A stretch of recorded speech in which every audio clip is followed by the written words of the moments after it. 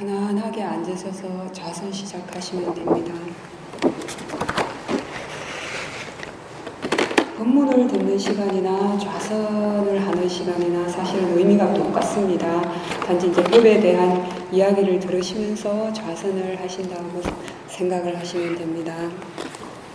법문의 내용을 너무 이제 잘 알아들으려고 그 주의를 기울이시면 개념만을 대상으로 하게 됩니다. 그 내용만을 대상으로 하기 때문에 이제 자기 자신에 대한 알아차림을 놓치게 됩니다.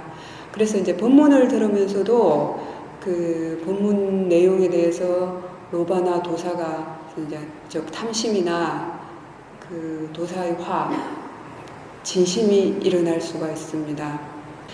얼마 전에 이제 어떤 분은 그런 말씀을 하셨습니다.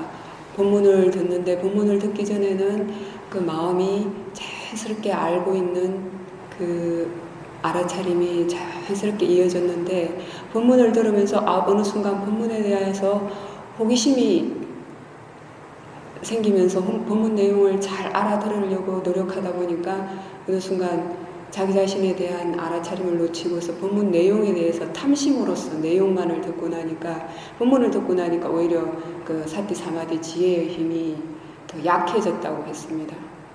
또 어떤 분은 이렇게 전화가 왔어요.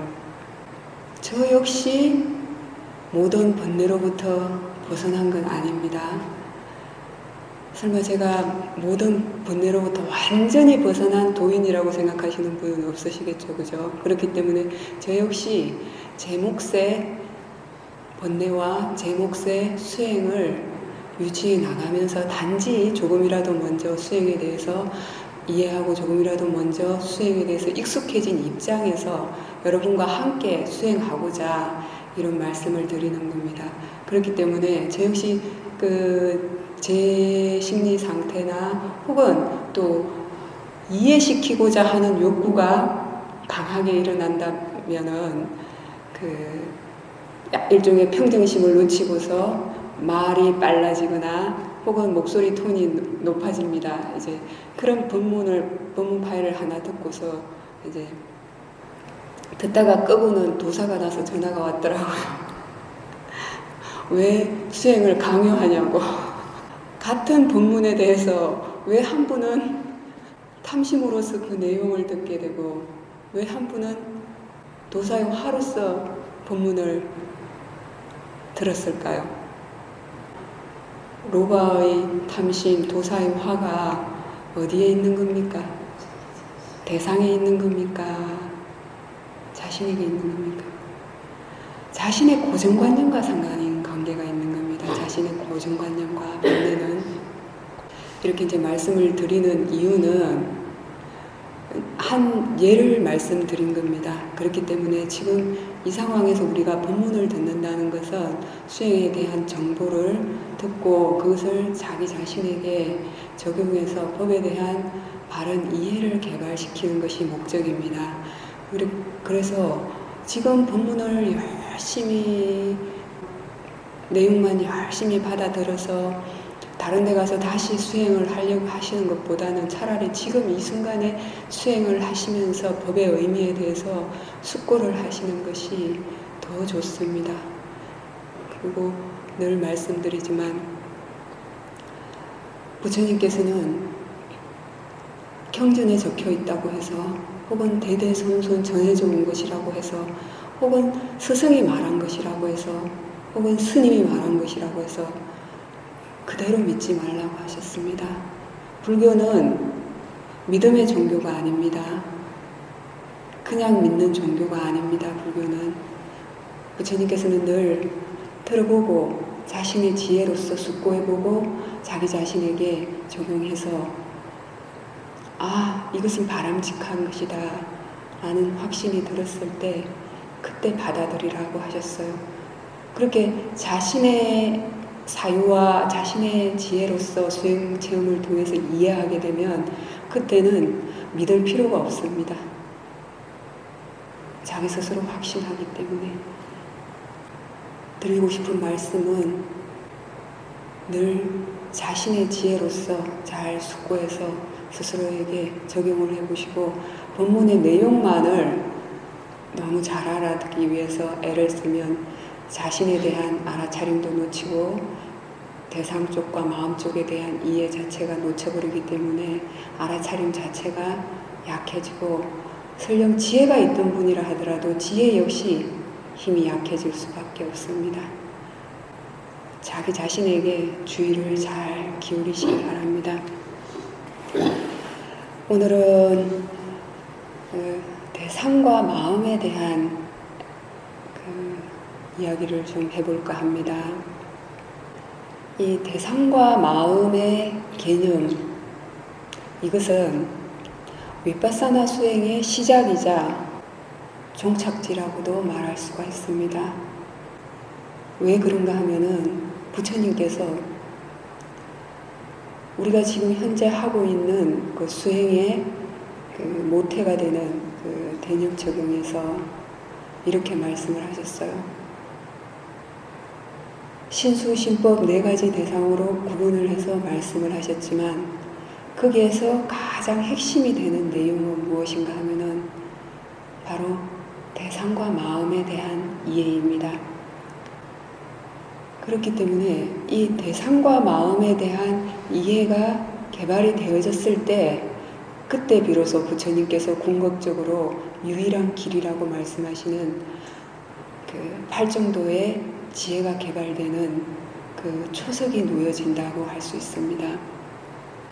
이 대념처경에서 부처님께서는 그 신수신법 4가지 대상으로 영역을 구분을 해서 설명을 하셨는데 그 중에 신념처 부분에 보면은 그 사마타 수행과 위파사나 수행이 2가지 다 포함이 되어 있습니다.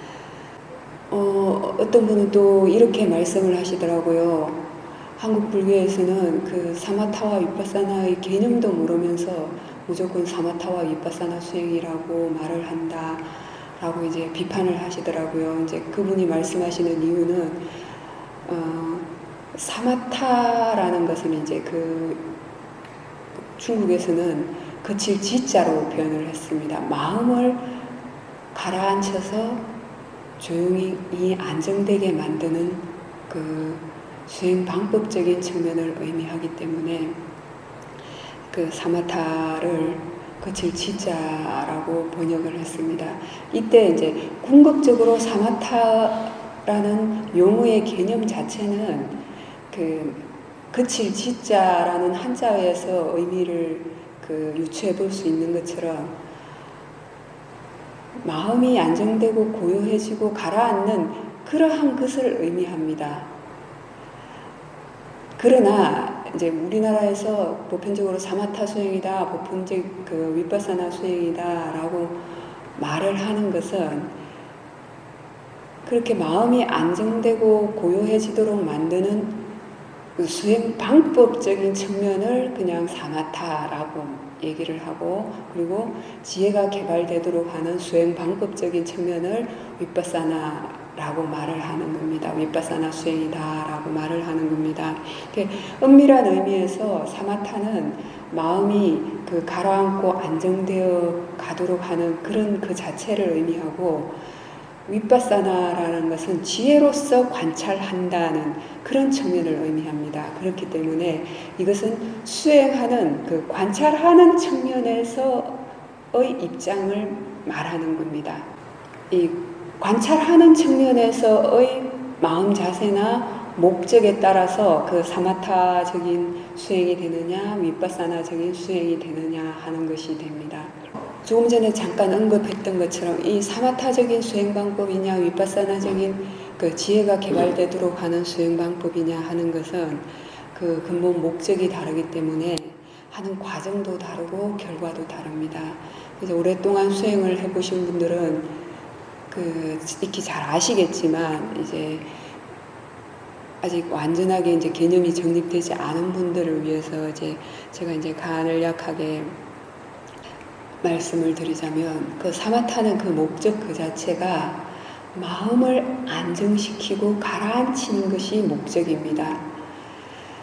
그래서 지혜가 개발되도록 하는 목적이 아니기 때문에 그 관찰되어지는 대상도 어떤 개념을 대상으로 하게 됩니다. 특정한 하나의 대상에 대해서 지속적인 집중을 함으로 인해서 그 마음이 산란하고 그 동요되게 만드는 그러한 생각들로부터 벗어나게 됩니다.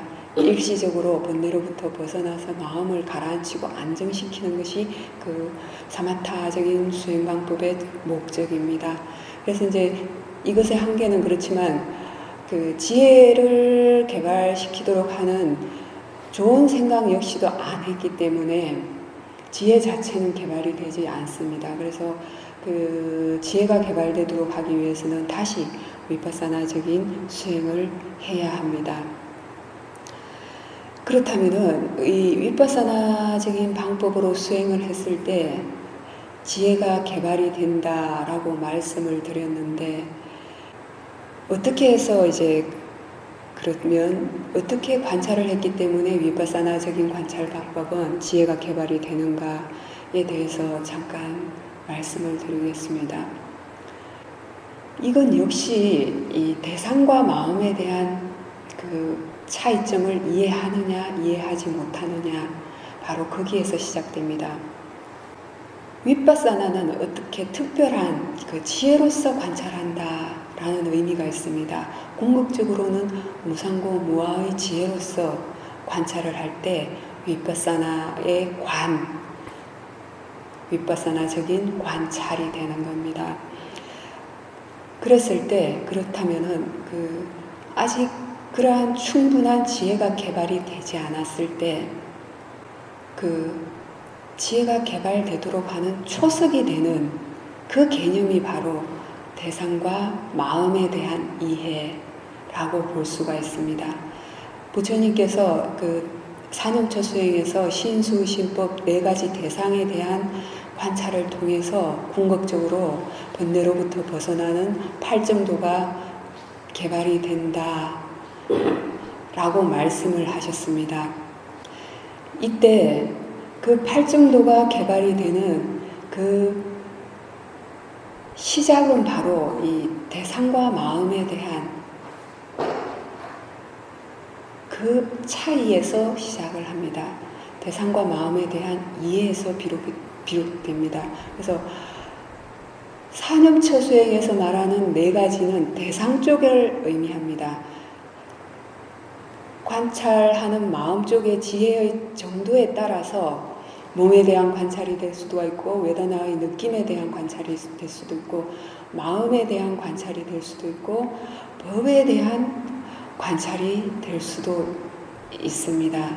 이때 부처님께서는 한결같이 뭐라고 말씀을 하셨냐면은 몸을 몸으로 알고 느낌을 느낌으로 알고 마음을 마음이라고 알고 법을 법이라고 알 때 세상에 대한 모든 집착과 거부감으로부터 벗어나게 된다 라고 말씀하셨어요. 이렇게 몸을 몸으로 알고 느낌을 느낌으로 알고 마음을 마음으로 알고 법을 법으로 알게 되는 지혜가 생기는 그 초석이 어디에서 오느냐? 그건 역시 바로 대상과 마음에 대한 이해에서 시작이 되는 것입니다. 그래서 대상 쪽에서 그 성질에 따라서 영역에 따라서 4가지로 구분을 하셨지만 부처님께서는 몸도 알아차려야 될 대상일 뿐이고 웨다나의 느낌에 대해서도 알아차려지는 대상일 뿐이고 마음에 대해서도 알아차려지는 대상일 뿐이고 법에 대해서도 알아차려지는 대상일 뿐이다 라고 말씀을 하셨어요. 대상의 의미는 누차 말씀드렸지만 알아차려지는 것이라고 말씀을 드렸습니다. 알아차려지는 것을 대상이라고 이해할 때 대상의 성질에 대해서 이해가 되어졌다라고 할 수가 있습니다. 이렇게 알아차려지는 것이 대상이라면 몸을 한번 알아차림하는 거나 웨다나의 느낌에 대해서 한번 알아차림하는 거나 마음에 대해서 한번 알아차림하는 거나 법에 대해서 한번 알아차림하는 것이나 같습니까? 다릅니까? 예, 대상이라고 이해하게 되면 다 똑같게 됩니다. 그렇지만은 법의 성질에 있어서는 이렇게 개별적으로 각각의 고유한 성질이 있고 보편적으로 작용하는 공통된 성질이 있습니다. 그래서 보편적으로 작용하는 그런 무상고 무아에 대한 이해를 개발하기 이전에 우선은 각각의 법에 대한 개별적인 특성에 대한 이해가 먼저 되어져야 됩니다. 그 개별적인 특성에 대한 이해가 개발되어지지 않은 상태에서 무상고 무아와 같은 큰 지혜는 개발이 되어지지 않습니다. 간혹 어떤 분들은 궁극적으로 개발되어져야 될 중요한 지혜가 무상고 무아라는 생각 때문에 무조건 무상고 무아에 대한 지혜만 찾는 사람이 있습니다. 그것은 뭐냐면은 사상 누각과 같습니다. 사상 누각이라는 의미가 아래층의 토대가 제대로 없으면 공중 누각이 된다는 의미죠. 그죠? 위에 2층, 3층을 아무리 잘 지어도 그 집은 서 있을 수가 없다는 개념과 같습니다. 수행상에서 각각의 법의 개별적인 특성들, 법의 이치들에 대해서 이해를 하지 못하고 무조건 큰 지혜만 찾는다는 것은 바로 이 공중 누각을 짓는 것과 마찬가지입니다.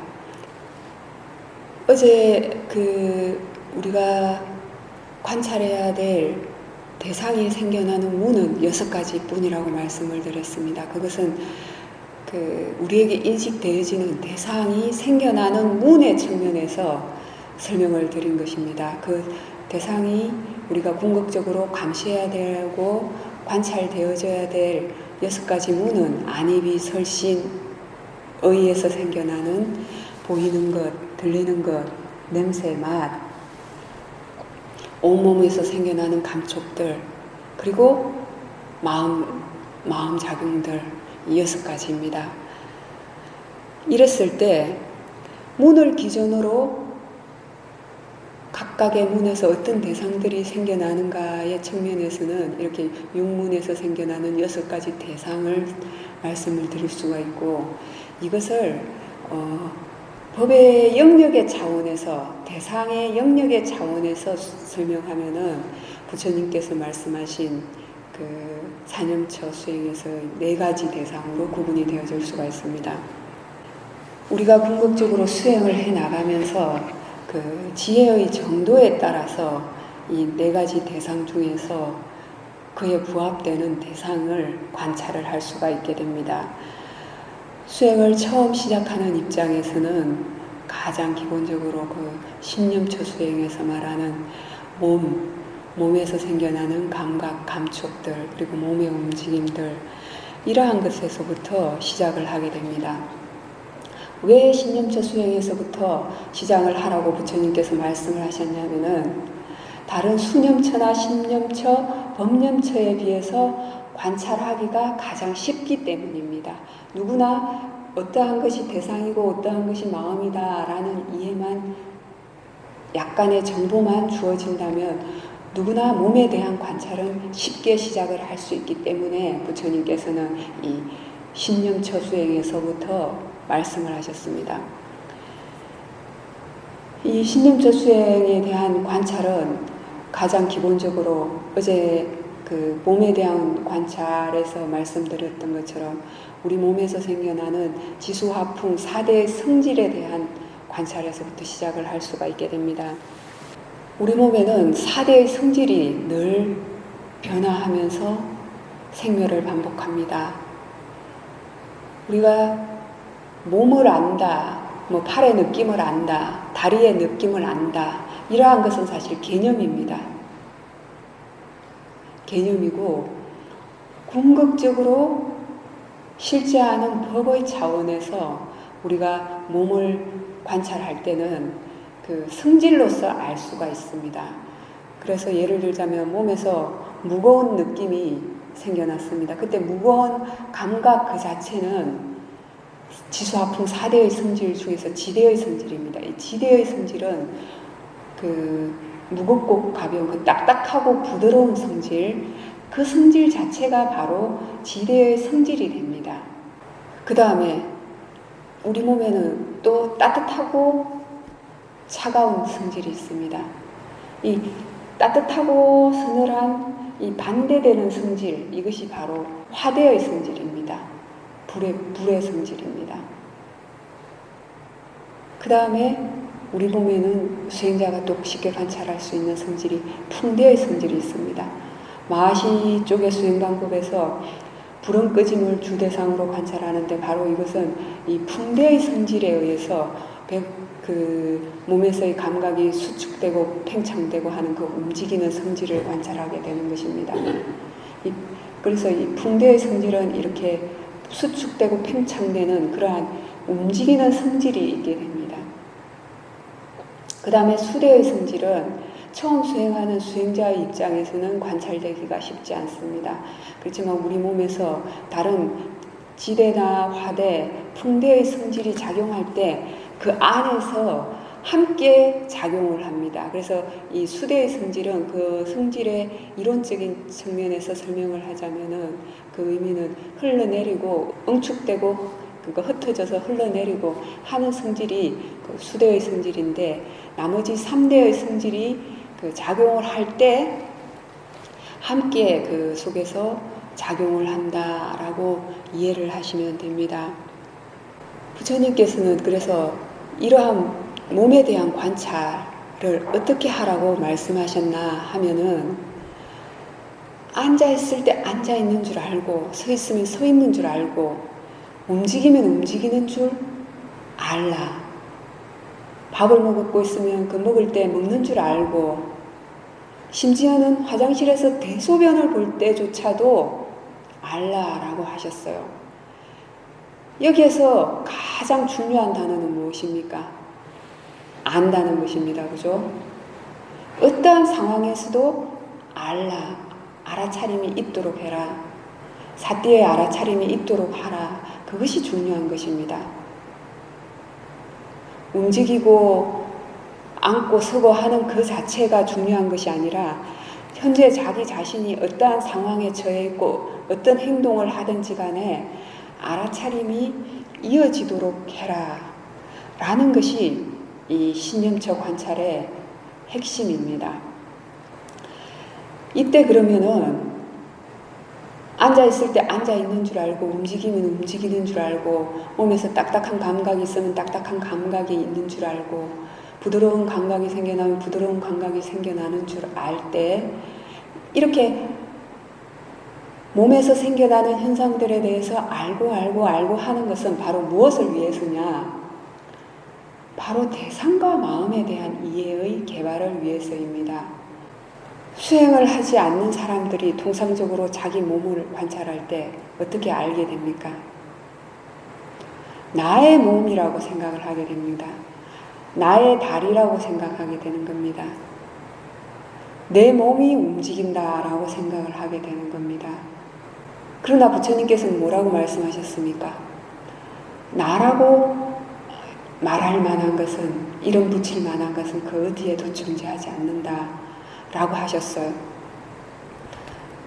그런데 어떻습니까? 정말 내가 없습니까? 여러분, 내가 없다고 그냥 믿지 마세요.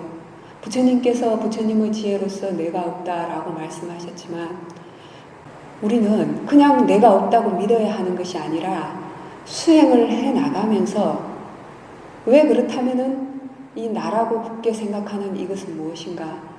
결국 우리가 나라고 착각하는 것은 이 몸과 마음에 대해서입니다. 이 몸과 마음에 대해서 나라고 굳게 집착하고 믿고 있는 것입니다. 그래서 이 몸의 움직임을 관찰을 하면서 이 몸에서 일어나는 모든 현상들이 대상이고 그것을 그 대상을 마음이 알아차림하는 이유는 바로 가장 첫 번째로는 이 몸에 대해서 나라고 생각하는 잘못된 견해로부터 벗어나는 겁니다. 이 몸에서 생겨나는 모든 현상들이 단지 알아차려지는 대상일 뿐이다 라고 마음이 알고 할 때 우리는 이 몸에 대해서 나라고 착각하지 않게 됩니다. 그 순간 대상이라고 알 때 그 순간 우리는 몸을 단지 몸으로 알게 됩니다. 몸을 단지 몸으로 아는 그러한 지혜가 있을 때 거기에는 이 몸에 대해서 나라고 착각하는 그 잘못된 견해로부터 벗어나게 되는 것입니다. 그리고 이 몸을 아름답다고 생각하고 항상하다고 생각하고 청정하다고 생각하고 내 것이라고 생각하는 그러한 잘못된 견해로부터 조금씩 벗어나게 되는 것입니다. 우리가 한번 알아차림을 하는 이유는 바로 거기에 있습니다. 지금 현재 매 순간순간 앉아있든지 서있든지 움직이든지 자기 자신에 대해서 몸에서 일어나는 모든 현상들이 단지 대상일 뿐이다. 몸은 몸일 뿐이다. 물질은 물질일 뿐이다. 라고 이해하는 지혜를 개발하는 것은 궁극적으로 바로 이 몸과 마음에 대한 잘못된 견해로부터 벗어나는 것입니다. 이러한 잘못된 견해로부터 벗어나는 것이 바로 지혜입니다. 그래서 부처님께서는 이 몸에 대한 관찰을 통해서 몸을 단지 몸이라고 알라고 하셨습니다. 물질을 단지 물질이라고 알라고 하셨습니다. 대상을 단지 대상이라고 알라라고 하셨습니다. 사념처 수행에서 두 번째 관찰 영역은 알레오로는 웨다나, 우리말로 하면 느낌이 됩니다. 근데 이제 통상적으로 그냥 명사로서 느낌이라고 표현을 했는데 궁극적으로 의미란 차원에서는 느낌이라는 의미는 잘 맞지가 않습니다. 왜냐하면 수념체에서 말하는 웨다나의 작용은 뭐냐면은 마음이 즐겁다고 느끼든지 괴롭다고 느끼든지 즐겁지도 괴롭지도 않은 그 무덤덤하다고 느끼든지 이러한 느끼는 작용 자체가 웨다나의 성질입니다. 그래서 그냥 느낌이라고 하면 사람들은 그 몸에서 생겨나는 감각과 혼돈하기가 쉽습니다. 그래서 어떤 수행체에서는 몸의 감각을 머리에서부터 발끝까지 감각을 관찰을 합니다. 그럴 경우에 그 몸에서 머리에서부터 발끝까지 몸에서 딱딱하고 부드러운 그러한 감각들 긴장되어 있는지 관찰하는 이것은 사실 웨다나가 아닙니다. 웨다나에서 의미하는 느낌이 아닙니다. 신념처 수행에서 말하는 그 물질에 대한 관찰입니다. 부처님께서 수념처 수행에서 말하는 웨다나는 몸에서 생겨나는 것이건 그 아니비 설신에서 생겨나는 모든 문에서 그 대상들이 생겨날 때 마음이 즐겁다고 느끼든지 괴롭다고 느끼든지 혹은 즐겁지도 괴롭지도 않은 그 우페카의 무덤덤한 그 평온한 느낌의 작용, 그 성질이 바로 웨다나의 성질이 되는 것입니다. 예를 들자면은 이제 오랫동안 좌선을 하게 되면 몸에서 쑤시고 저린 그러한 그 통증들이 생겨나게 됩니다. 이때 몸에서 혹은 다리에서 생겨나는 그 딱딱하게 굳어지고 그 견고한 어떤 그러한 성질, 굳어지는 그 성질, 그 자체는 신념처의 지대의 성질에 속합니다. 그래서 몸에서 생겨나는 딱딱하고 굳어진 그러한 성질은 신념처 관찰이 됩니다. 그것에 대한 관찰은. 그 다음에 그러면 수념처에서의 그 웨다나에 대한 느낌은 어떻게 관찰이 되느냐. 이렇게 통증이 있게 되면은 즐겁다고 느껴집니까? 괴롭다고 느껴집니까? 통증을 즐길 사람은 없습니다. 혹시 그 병적으로 그런 자기 몸을 자학하는 것을 즐기는 사람은 있지만 상식적인 차원에서 그 통증을 즐길 사람은 없습니다. 즐겁게 느끼는 사람은 없습니다. 그 통증에 대해서, 다리의 통증에 대해서 괴롭다고 느껴지는 성질, 못 견뎌하고 괴로워하는 그 성질, 그 작용, 그것이 바로 웨다나의 성질이 되는 것입니다. 이렇게 마음이 통증에 대해서 즐겁고 괴롭다라고 느끼는 그 이면에는 사실 마음이 이미 통증에 대해서 싫어하는 마음이 있기 때문이에요. 싫은 것이라고 생각하기 때문에 싫어하는 것입니다. 싫은 것이라고 생각을 하고 있기 때문에, 그러한 견해가 있기 때문에 싫어하는 마음이 생겨납니다. 이 싫어하는 마음 때문에 괴롭다라고 느끼게 되는 것입니다. 그래서 하나의 현상에 있어서 지혜의 정도에 따라서 관찰의 영역이 달라지게 되는 겁니다. 그래서 통증을 예를 들었을 때 통증이라는 감각 그 자체, 다리나 몸에서 생겨나는 감각 그 자체는 지대에 대한 관찰입니다. 신림처 수행입니다. 물질에 대한 관찰입니다. 그러한 통증에 대해서 마음이 괴롭다고 느껴지는 것, 그것은 바로 수념처 수행이 되는 것입니다. 그 다음에 마음이 싫어하는 것, 그 느낌 자체를 싫어하는 마음, 그 자체는 심념처 수행이 되는 것입니다. 마음에 대한 관찰이 됩니다. 이 통증 그 자체에 대해서 싫어하는 것이라고 생각하기 때문에, 싫어할 만한 것이라고 생각하고 있기 때문에 사실은 마음이 싫어하는 것이거든요. 그래서 마음이 이 통증을 싫어하는 것이라고 생각하고 있구나 라는 견해를 볼 수 있다면 그것은 또 바로 법념처 수행이 되는 것입니다. 그래서 통증이라는 하나의 현상이 생겨날 때도 자신의 지혜의 정도에 따라서 관찰되어지는 영역이 달라지는 겁니다. 그래서 통증이라든지 그러한 못 견딜 만한 그러한 현상들이 생겨날 때는 가장 먼저 통증 그 자체를 보게 되면은 더 괴롭게 됩니다. 왜? 이미 마음속에 견해가 잘못되어 있기 때문에. 그럴 때는 그래서 이 통증 그 자체는 일부러 보지 마세요. 통증이라든지 몸이 아플 때, 병이 들었을 때도 잘 적용을 해 보십시오. 이런 통증이라든지 몸이 아플 때 생겨나는 고통스러운 느낌들은 의도적으로 보지 않아도 이미 마음이 알고 있게 됩니다. 그래서 그럴 때는 가장 먼저 근본적으로 견해를 바꾸어 주세요. 관찰에 의해서 그러한 느낌으로부터 벗어나고 마음이 안정되고 고요해질 수 있는 것보다는 생각을 바꾸어주면 훨씬 빠르게 됩니다. 왜? 근본적으로 생각이 잘못되어 있기 때문에 더 괴롭다고 느끼게 됩니다. 그래서 이 통증이라는 감각은 이미 마음이 못 견디하고 싫다고 생각을 하고 있는 거예요. 그래서 가장 먼저 바르게 견해를 정립시켜 주세요. 바른 견해를 사유해 주세요. 어떻게? 이 통증 역시 무엇입니까? 통증을 자기가 생겨나게 했습니까? 통증 역시 하나의 자연적인 현상입니다. 생겨날 이유가 있고 생겨날 때가 되면 생겨나는 겁니다.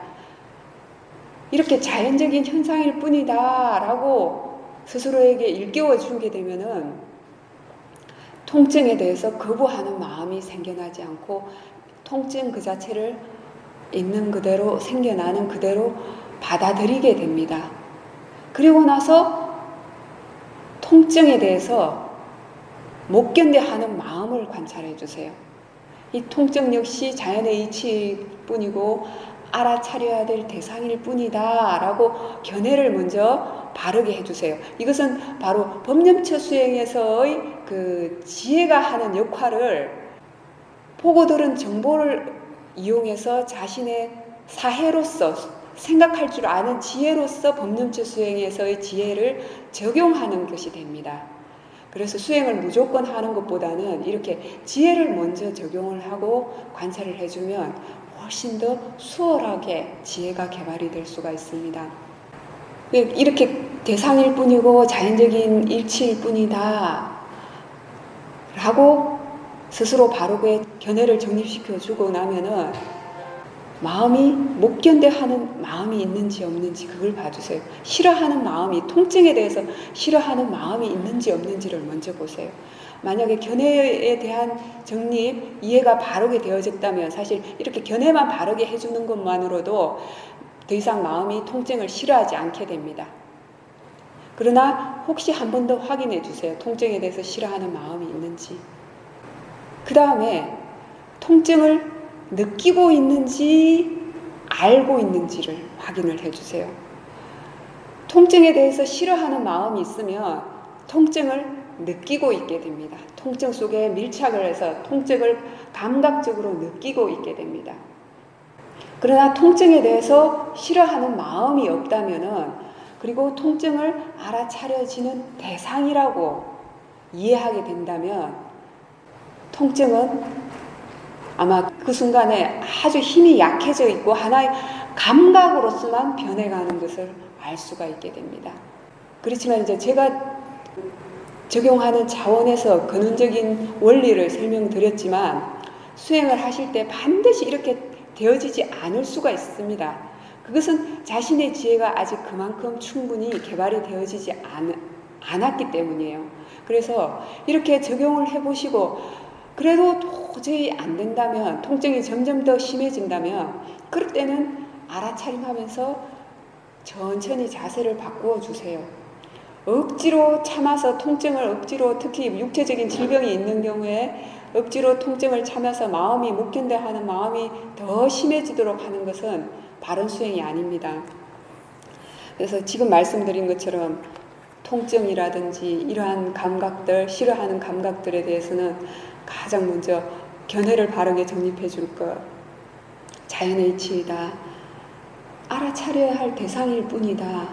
이 견해만 바르게 되면은 통증에 대해서 싫어하는 마음이 안 생기게 됩니다. 통증을 대상으로서 생겨나는 그대로 받아들이게 됩니다. 그리고 통증을 싫어하는 마음이 있는지, 통증을 느끼고 있는지 알고 있는지를 확인을 해보세요. 지금 혹시 불편한 감각이 있으면 적용을 해보세요. 만약에 마음이, 통증에 대해서 싫어하는 마음이 전혀 없게 된다면 통증은 정말 하나의 감각으로서 변해가는 것을 알 수가 있게 됩니다. 통증을 싫어하는 마음이 있기 때문에 통증에 대해서 훨씬 더 못 견뎌하고 통증이라는 감각이 더 크게 부각이 되는 것입니다. 좌선을 하면서 움직이고 싶을 때도 마찬가지입니다. 그친 통증이 아니라 좌선을 하면서 움직이고 싶을 때도 무조건 움직이기 전에 이렇게 마음을 한번 봐주세요. 그렇게 될 때 그 마음과 웨다나의 느낌의 성질들, 이러한 것들에 대해서 관찰할 수 있고 이해할 수 있는 좋은 기회가 됩니다. 통증에 대해서 웨다나가 괴롭다고 느끼는 것이 웨다나에 대한 관찰이라고 했던 것처럼 음악이라든지 이런 소리를 듣게 되면 어떻습니까? 마음이 또 즐겁다고 여기게 됩니다. 이렇게 대상에 대해서 즐겁다고 여기거나 괴롭다고 여기는 것, 이것이 바로 웨다나의 성질입니다. 근데 이렇게 대상에 밀착을 해서 관찰을 하게 되면은 대상의 내용에 탐착을 해서 즐겁다고 느끼든지 괴롭다고 느끼든지 느낌 속에 빠져 있게 되는 것입니다. 이때는 가장 먼저 대상은 대상일 뿐이다 라고 일깨워 주세요. 이렇게 대상과 마음에 대한 이해가 딱 들어오게 되면은 대상 속에 빠져 있지 않게 됩니다. 그렇게 되면은 웨다나의 느낌 역시 하나의 느낌은 느낌일 뿐이다 라고 이해하게 되면은 그 대상을 즐겁다고 느끼지도 않고 괴롭다고 느끼지도 않습니다. 지혜로서 단지 느낌은 느낌일 뿐이다 라고 알 수 있게 됩니다. 그래서 웨다나에 대한 관찰, 느낌에 대한 관찰에서 궁극적으로 어떻게 관찰을 해야 되느냐, 즐거운 느낌이건 즐겁다고 느껴지는 느낌이건 괴롭다고 느껴지는 느낌이건 느낌은 느낌일 뿐입니다. 알아차려지는 대상일 뿐입니다. 그렇게 알 때 지혜로서 바르게 아는 것이 됩니다. 그 다음에 십념처 수행에서 부처님은 마음에 대한 관찰을 하라고 하셨습니다. 조금 전에 통증에 대한 관찰에서 잠깐 언급을 했던 것처럼 의도적으로 십념처 수행을 관찰하고 수념처 수행을 관찰하고 십념처 수행을 관찰해야 되는 것이 아니라 자기 자신에 대한 주의만 기울이고 있고 현재 일어나는 것에 대한 알아차림만 있게 되면 지혜의 정도에 따라서 신념처에 대한 관찰이 될 수도 있고 수념처에 대한 관찰이 될 수도 있고 심념처에 대한 관찰이 될 수도 있습니다. 그래서 여기서 말하는 그 마음에 대한 관찰은 이제 마음부수의 그 작용에 대한 관찰도 함께 포함이 되어지는 겁니다. 그래서 통증에 대한 관찰에서 그 통증 그 자체는 신념처 수행이 되고 통증을 즐겁거나 괴롭다고 느끼는 것은 수념처 외다나에 대한 관찰이 되지만 통증을 싫어하는 그것은 또 신념처 수행을 하는 것이 됩니다. 그래서 신념처 수행에서 부처님은 마음을 어떻게 관찰하라고 하셨냐면은 탐심의 마음이 있으면 있는 줄 알고 탐심의 마음이 없으면 없는 줄 알라라고 하셨어요. 이 말을 잘 숙고해 볼 필요가 있습니다. 화의 마음이 있으면 화의 마음이 있는 줄 알고 화의 마음이 없으면 화의 마음이 없는 줄 알라라고 하셨어요. 여기까지가 수행자가 해야 될 일이라는 뜻이에요. 그렇다면은 어떻게 했을 때 탐심의 마음이 있으면 탐심의 마음이 있는 줄 알고 없으면 없는 줄 알고 화의 마음이 있으면 있는 줄 알고 없으면 없는 줄 알게 될까요? 자, 한번 여러분들 화가 났을 때 기억을 떠올려 보십시오. 화가 났을 때 수행을 오랫동안 해오신 분들은 화의 성질에 대해서 객관적인 대상으로서 관찰이 되어질 때가 있고 또 그 화의 내용 속에서 빠져서 알아차림조차도 계속 놓치게 되는 때도 있을 겁니다. 그 차이가 무엇일까요? 그 차이가 무엇일까요? 바로 대상과 마음에 대한 이해가 있느냐 없느냐 그 차이입니다. 그래서 탐심의 마음, 욕심의 마음을 단지 욕심이라고 대상이라고 알 수 있으면 그 욕심의 내용 속에 안 빠져듭니다. 욕심이라는 현상은 생겨나고 있지만 알아차림대로 유지가 될 수 있게 되는 겁니다. 왜? 탐심을 대상으로 아는 마음이 있기 때문에.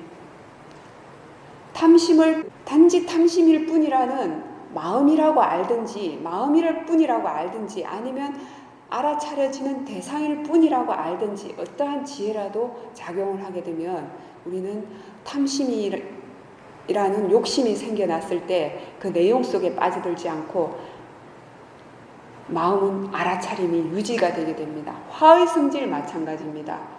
화라는 성질이 생겨났을 때 화 역시 하나의 자연적인 현상으로서 알아차려지는 대상일 뿐이고 화 역시 하나의 마음작용일 뿐이다 라고 이해하는 수행자는 화의 성품이 생겨난다 하더라도 알아차림이 유지가 되게 됩니다. 왜? 화의 마음 역시 대상이 되었기 때문에. 그래서 이때 화를 대상이라고 이해하는 수행자는 알아차림이 유지가 되게 됩니다. 이렇게 대상과 마음에 대한 이해가 있게 되면 마음을 단지 마음이라고 마음 역시 알아차려지는 대상이라고 이해하는 수행자는 탐심을 단지 탐심이라고 알고 있게 됩니다. 단지 화의 마음을 단지 화의 마음이라고 알고 있게 되는 것입니다.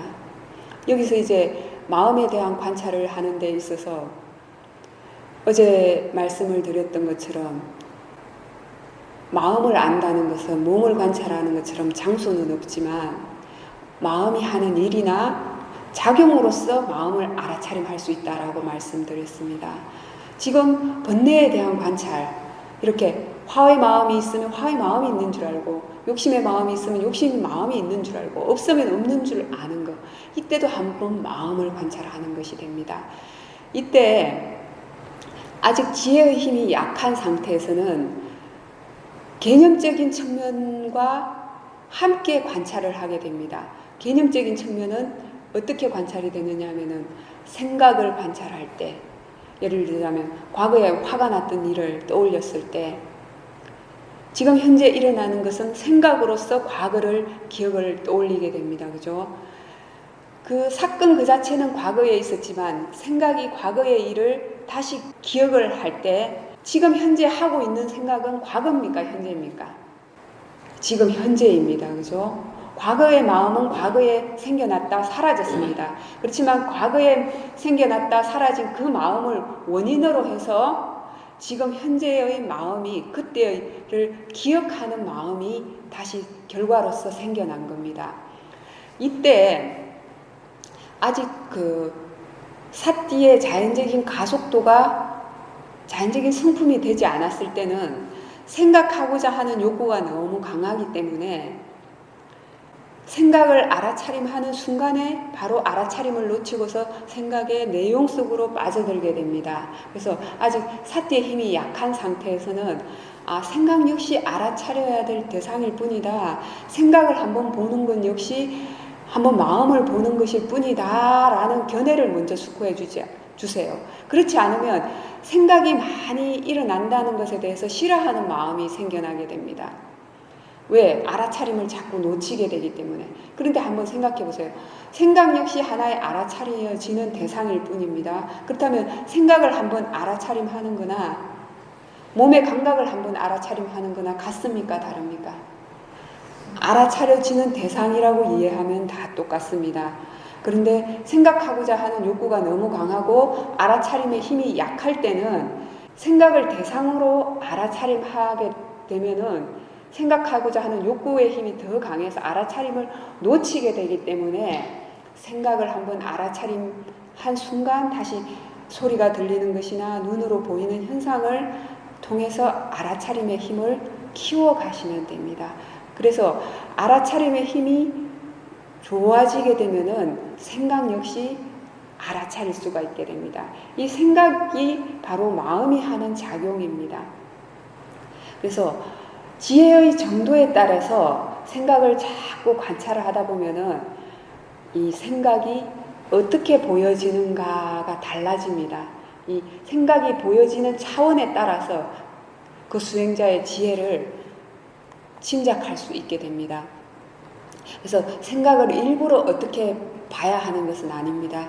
생각을 봐야 하는 것도 아니고 안 봐야 하는 것도 아니에요. 생각이 보이면 보이는 줄 아시면 됩니다. 단지 아직 그 수행을 처음 시작하는 입장에서는 사띠의 힘이 좋아질 때까지는 생각하는 줄 알았으면 다시 소리가 들리는 것이라든지 보이는 것 이런 것을 통해서 그리고 몸의 움직임, 몸에서 일어나는 현상들을 통해서 알아차림의 힘을 키워가세요.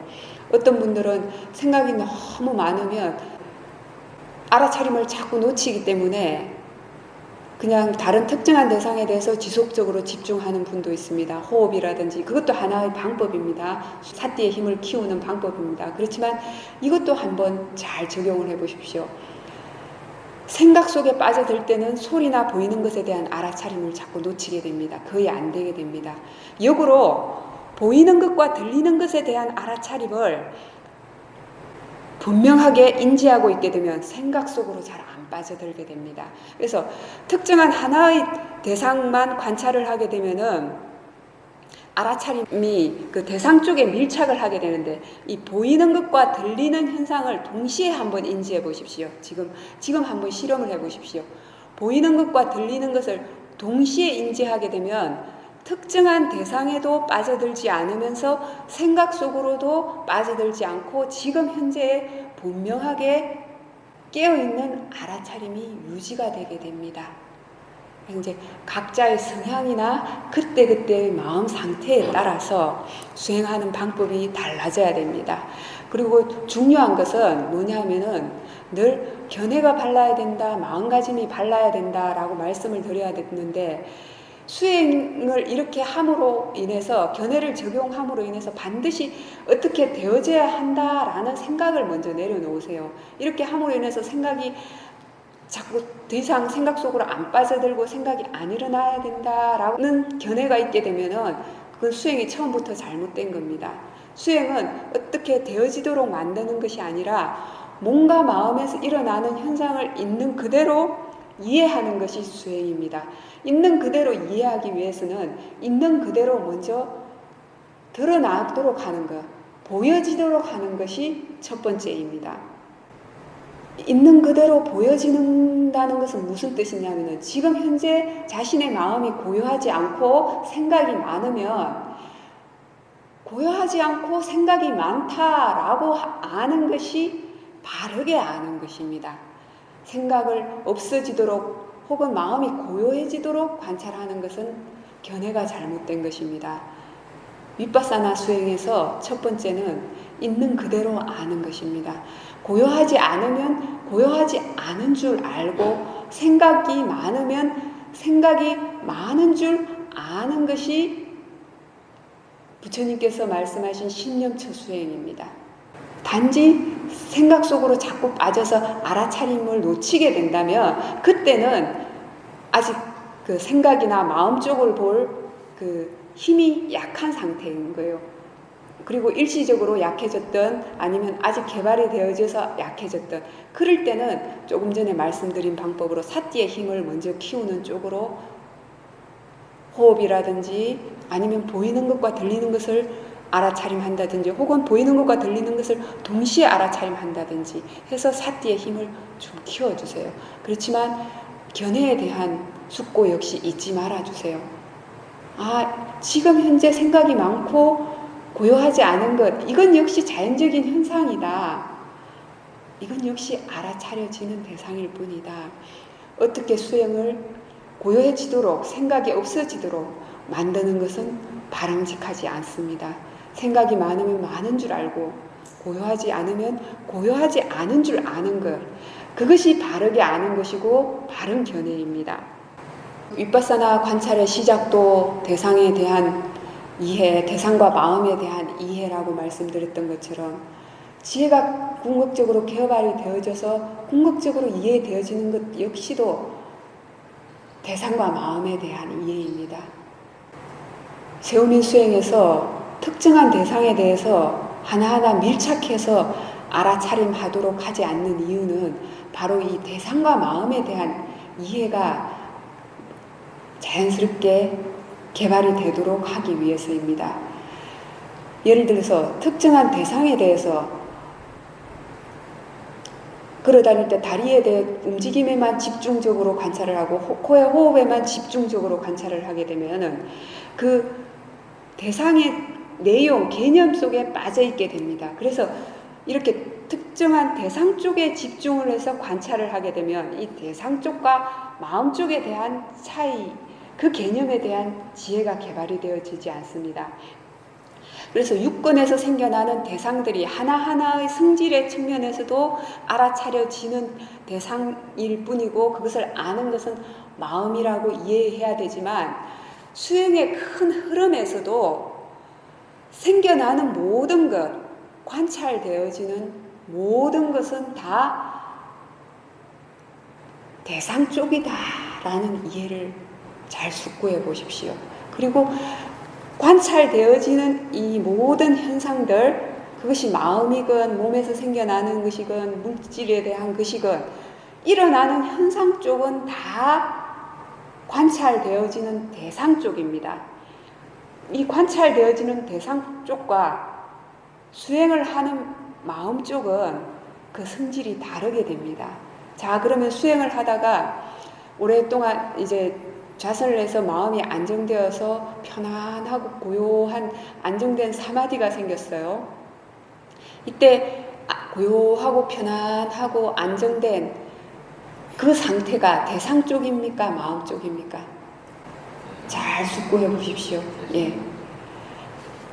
수행을 해서 마음이 편안하고 안정되고 고요해지는 그건 역시 관찰되어지는 대상 쪽입니다. 경험되어지는 것입니다. 이것을 대상 쪽이라고 이해하지 못하는 분들은 이러한 현상에 집착을 합니다. 그러면은 현상에 집착을 하게 되고 대상 쪽에 집착을 하게 되면 어떤 현상이 오냐면은 그 대상에 빠지게 됩니다. 그래서 그 사마디가 주는 고요한 맛에 집착을 하게 됩니다. 그 다음 수행에서 또 어떻게 됩니까? 마음은 자연스럽게 다시 그 고요함을 맛보기 위해서 노력하게 됩니다. 왜? 이전의 수행에서 일어나는 현상을, 그 고요한 상태를 이건 역시 관찰되어지는 대상 쪽일 뿐이다 라고 이해하지 못하고 그 경험되어지는 그 자체를 좋아했기 때문에 마음은 그 좋아했던 그 탐착을 원인으로 해서 다시 그 상태를 경험하고 싶어 하는 그 욕심이 생겨나게 되는 것입니다.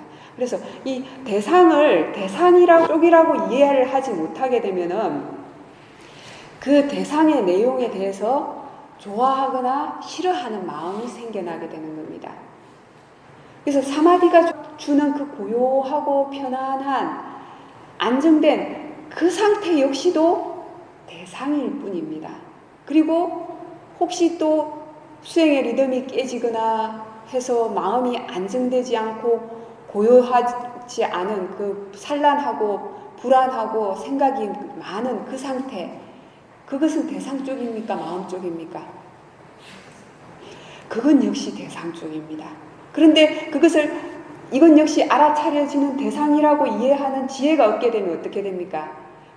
그 고요하지 않은 생각이 많은 그 상태에 대해서 싫어하는 마음이 생겨나게 되는 거예요. 그래서 이 대상을 대상이라고, 대상 쪽이라고 이해하지 못하게 되면은 그 대상 쪽의 현상에 대해서 좋아하고 싫어하는 마음이 생겨나게 됩니다.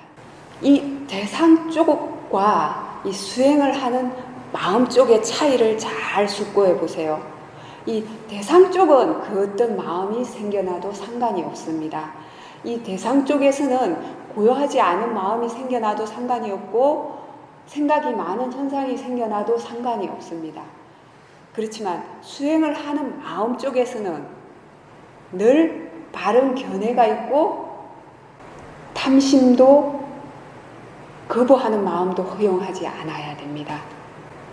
이 수행하는 마음 쪽에서 탐심도 거부하는 마음도 작용하지 않아야 된다는 것은 무슨 뜻이냐 하면은 조금 전에 설명드렸던 것처럼 대상의 내용만 보게 되면 대상을 대상 쪽이라고 이해하지 못하게 되면은 대상 쪽이 편안하면 탐착하는 마음이 생기고 대상 쪽이 고요하지 않으면은 싫어하는 마음이 생기게 됩니다. 그런데 이때 생겨나는 현상 쪽, 저 관찰되어지는 재상 쪽에서는 고요하지 않은 마음이 생겨났어요.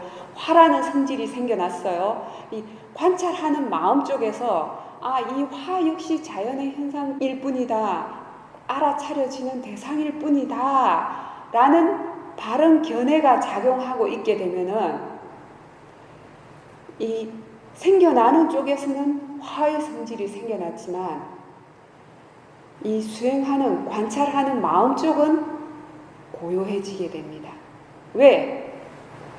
화는 단지 대상일 뿐입니까? 알아차려지는 것일 뿐입니까? 그래서 수행하는 마음 쪽에 이렇게 관찰되어지는 모든 것이 다 자연의 이치이고 알아차려지는 대상일 뿐이다 라는 바른 견해가 작용을 하게 되면은 어떤 현상이 생겨나더라도 수행하는 마음 쪽은 동요하지 않게 됩니다. 생겨나는 현상 쪽에서는 좋지 않은 마음이 생겨났지만 수행하는 마음 쪽은 평온할 수 있습니다. 이때 생겨나는 현상 쪽에서의 번뇌는 대상이 됩니다.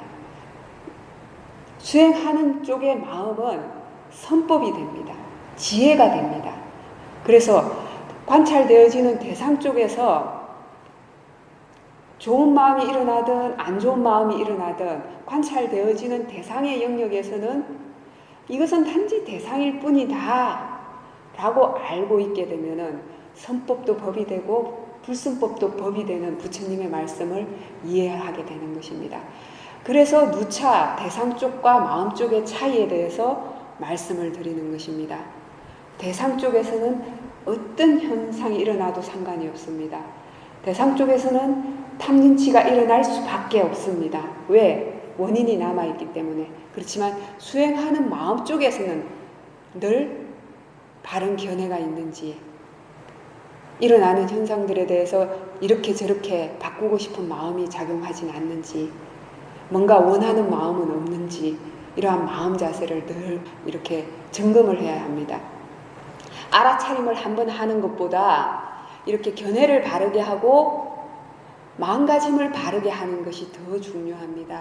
견해가 바르고 마음가짐이 바르면 바른 알아차림은 이미 있습니다. 그러나 관찰하는, 수행하는 마음 쪽에서 견해가 바르지 못하고 마음가짐이 바르지 못하게 되면은 아무리 열심히 관찰을 해도 바른 지혜가 생겨나지 않습니다. 왜?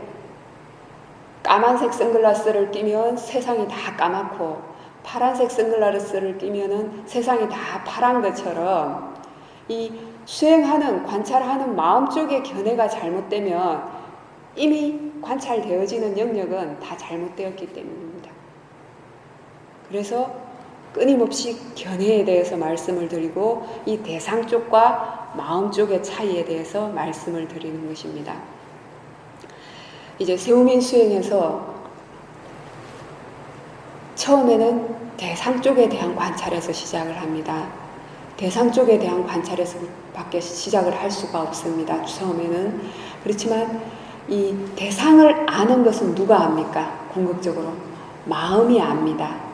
대상을 아는 것은 마음이 압니다. 처음에는 대상 쪽을 직접적으로 관찰을 하게 되지만 자연스럽게 지금 여러분들이 익힌 수행 방법처럼 어떤 특정한 대상에 주의를 기울이지 않고 단지 마음속에 알아차림이 있도록만 하면은 그 알아차림이 자연적인 성품이 되면은 마음은 자연스럽게 대상을 아는 마음 쪽을 관찰을 하게 됩니다. 그것은 마음의 자연적인 성질입니다. 이렇게 그래서 이 대상을 아는 마음을 관찰을 하면서 이해를 하게 되면은 이미 대상에 대해서는 알고 있게 됩니다. 그래서 대상을 관찰하느냐, 대상을 아는 마음 쪽을 관찰하게 되느냐 하는 것은 대상 쪽과 마음 쪽에 대한 이해가 그 관찰을 하게 되는 겁니다. 근데 이것을 기술적인 측면에서 의도적으로 대상을 아는 마음 쪽을 자꾸 보려고 하는 분들이 있어요. 그런 분들은 이미 수행의 한계에 부딪힌 겁니다. 수행은 결코 테크닉이 아닙니다. 물론 처음 수행을 하는 입장에서 약간의 방법적인 측면은 필요하지만 궁극적으로는 법이 하는 수행이 되어야 됩니다.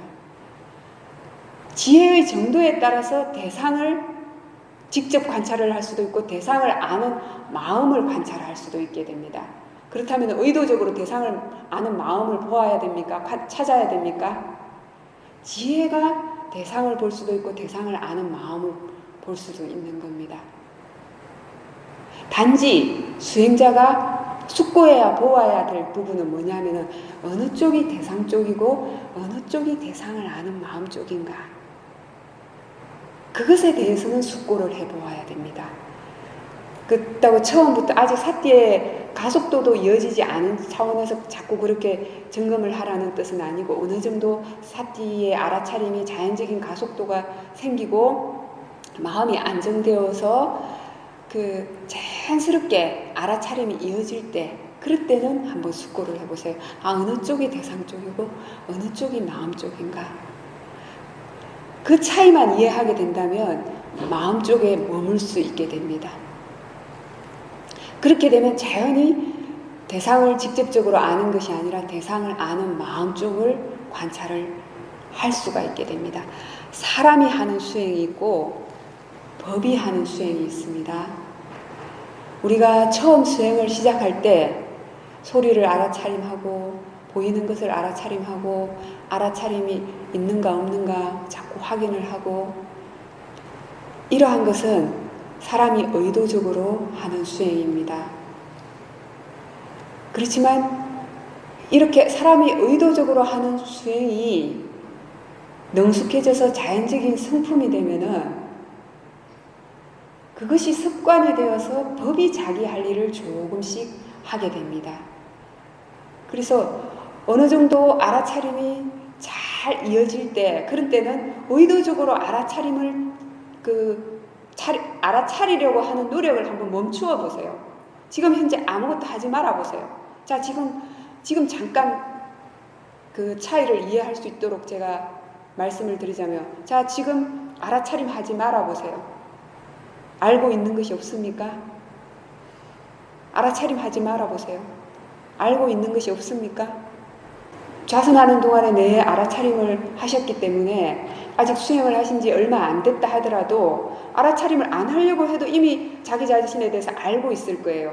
그것은 뭐냐 하면은 지금까지 좌선을 하는 동안에 알아차리고 있었기 때문에 사람이 의도적으로 알아차리려는 노력을 멈췄는데도 알아차림이 있게 되는 겁니다. 이것이 바로 법이 하는 수행이에요.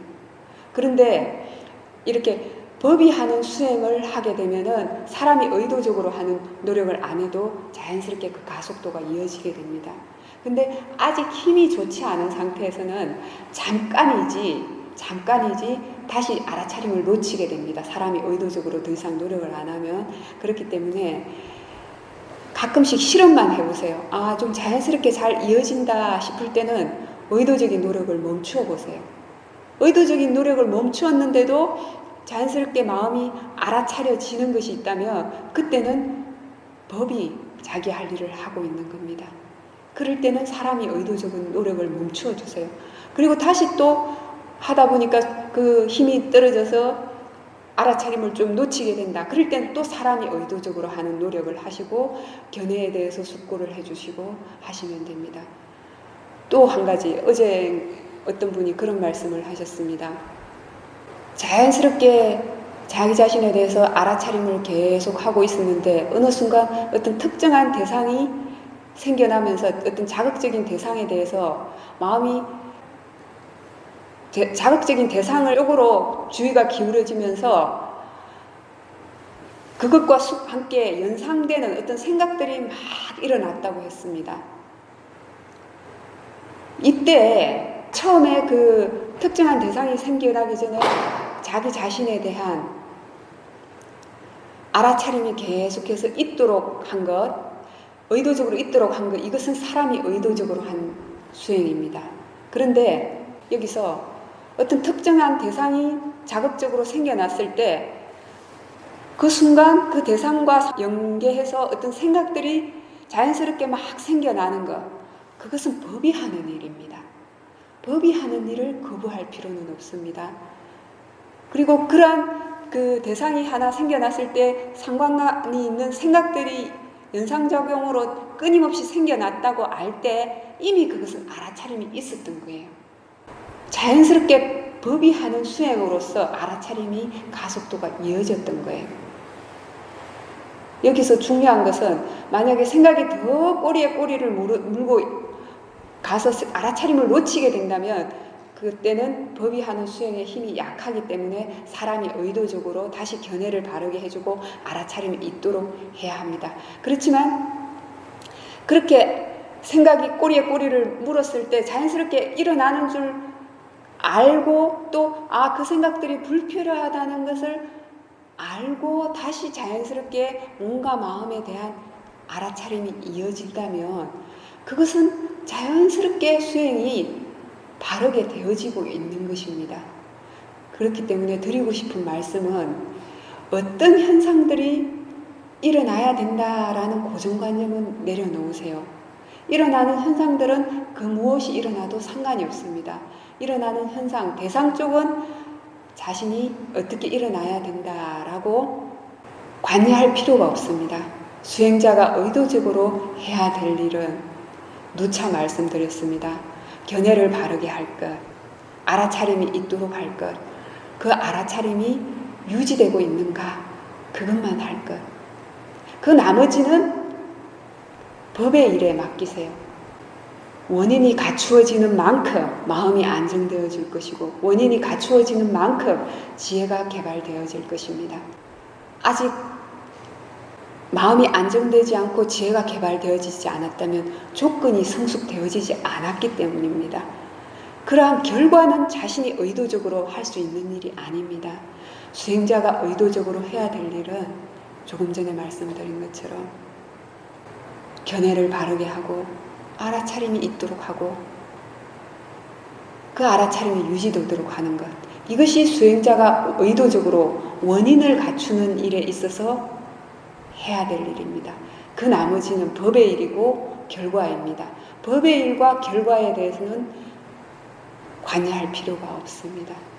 아직 수행이 능숙하지 않은 상태에서는 보고 들은 정보를 끊임없이 자신에게 적용시키고 사람이 의도적으로 수행이 이어지도록 노력을 하셔야 됩니다. 그렇지만 그 사람이 의도적으로 하는 노력이 자연적인 성품이 되면 법이 하는 일이 됩니다. 법의 가속도가 붙게 됩니다.